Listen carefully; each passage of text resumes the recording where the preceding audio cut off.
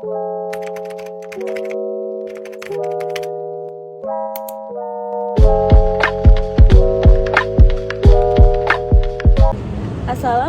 warahmatullahi wabarakatuh. Kami dari kelompok 7 ingin mempresentasikan tugas kami, yaitu transfer pricing. Sebelum lanjut ke pemaparan materi, izinkan saya untuk memperkenalkan diri. Saya sendiri Kenanga Putri Ayu.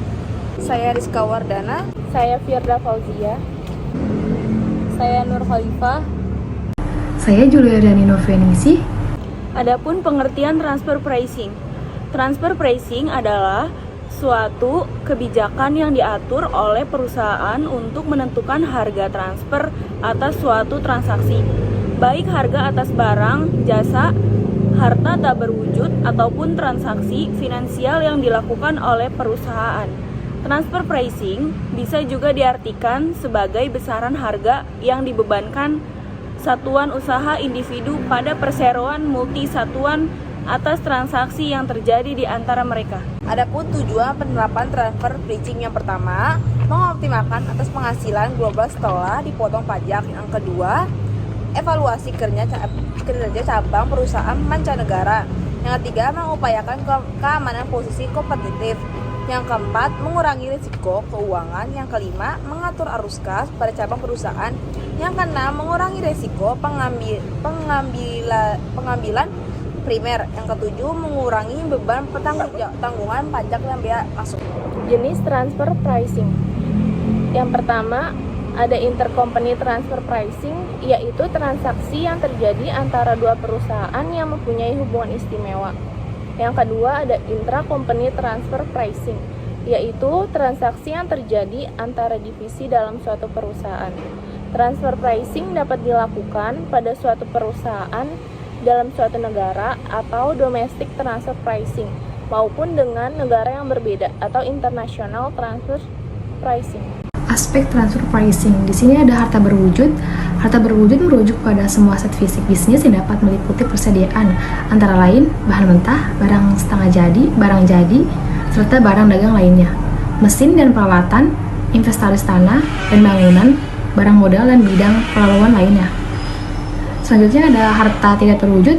Dari aspek transfer pricing dibedakan antara manufacturing invalidis atau yang timbul karena kegiatan pabrik atau upaya penelitian dan pengembangan oleh produsen, dan marketing, upaya pemasaran, distribusi, dan jasa purna jual. Selanjutnya penyerahan jasa. Dari aspek harga transfer, penyerahan jasa kepada pihak yang mempunyai hubungan istimewa dapat berkisaran dari yang sederhana seperti jasa rutin akuntansi dan legal, jasa teknis antar perusahaan hingga pengiriman karyawan. Ada beberapa metode transfer pricing, yaitu yang ke-1, penentuan harga transfer atas dasar biaya atau cost based transfer pricing.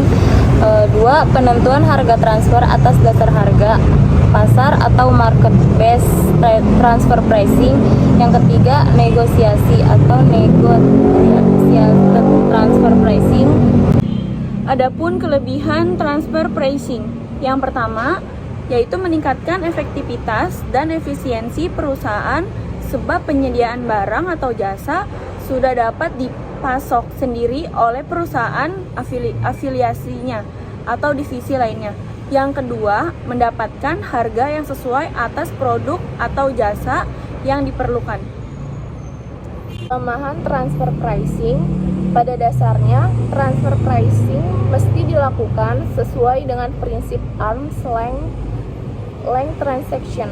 Meskipun ia dilakukan oleh perusahaan-perusahaan yang saling berafiliasi atau masing-masing divisi dalam perusahaan, namun kadangkala transfer pricing dilakukan untuk mengurangi jumlah pajak yang mestinya dibayarkan. Misal, suatu perusahaan menjual suatu barang kepada perusahaan afiliasinya dengan harga yang lebih rendah daripada harga pasar, sehingga PPN yang dipungut atas transaksi tersebut tidak sesuai dengan harga pasar wajar, sehingga mesti dilakukan koreksi atas dasar pengenaan pajaknya. Adapun motivasi transfer pricing di Indonesia, ada beberapa hal yang menjadi motivasi dilaksanakannya manipulasi harga ini di Indonesia, diantaranya yang pertama, pengurangan objek pajak, yang kedua, penurunan pengaruh depresiasi, yang ketiga, pelonggaran pengaruh pembatasan kepemilikan luar negeri. Yang keempat, menguatkan tuntutan kenaikan harga atau proteksi terhadap saingan impor. Yang kelima, memperkecil akibat pembatasan dan ketidakpastian atas resiko kegiatan usaha perusahaan luar negeri.